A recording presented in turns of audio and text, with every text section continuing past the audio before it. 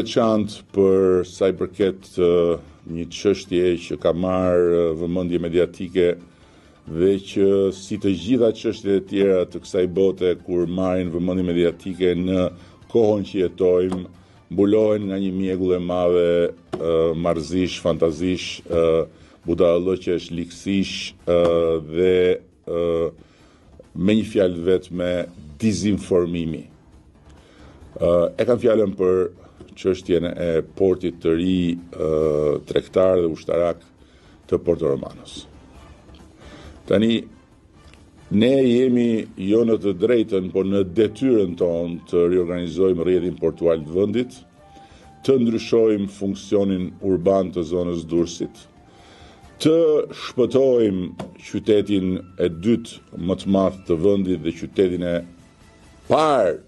turistik të Shqipërisë në vijën mbretërore nga gangrena mu në mes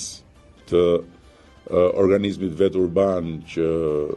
është porti i vjetër, të rrisim kapacitetet tona përpunuese logjistike dhe geopolitike duke u përputhur me standardet e Bashkimit Evropian dhe të NATO-s përmes ndërtimit të një nyje tre strategjike për jo thjesht Shqipërinë, por për rajonin dhe për funksionimin e korridorit të 8,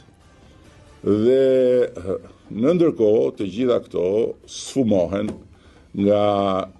lumi i marrëzive që shqiptarët janë të detyruar të përballin për ditë, në çdo orë, në çdo minutë, sa herë që kanë kontakt me 700 tenxheret politike dhe mediatike. Ideja e transferimit të portit tregtar në Porto Romano dhe transferimit të portit aktual të Durrësit për funksionin e ri të një motori të fuqishëm të industrisë së re të turizmit është absolutisht zgjidhja më logjike e pamundur në kohërat më parshme për shkak të Shqipërisë që ishte dhe plotësisht e domosdoshme për Shqipërinë tjetër që ne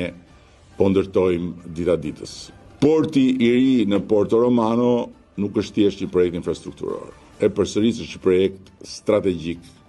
rajonal dhe europian, i lidhur me funksionimin vital të korridorit 8 dhe me nyjet tjera logjistike, ku përfshihen dhe portet e thata të Prishtinës dhe të Shkupit. Siç e theksova në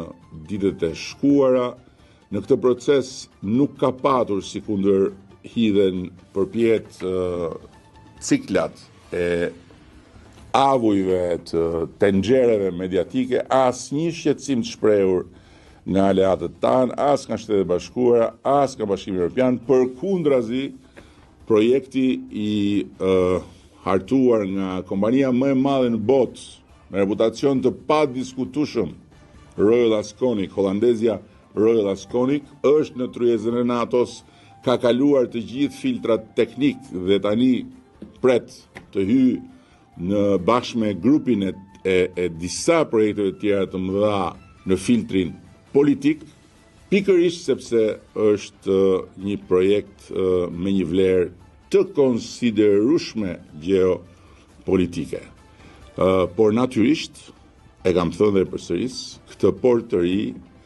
jo të gjithë e duan, jo të gjithë e mirëpresin, faktorë brenda dhe jashtë, duke filluar nga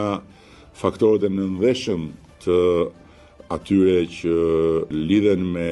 trafiqet, deri tek faktor politik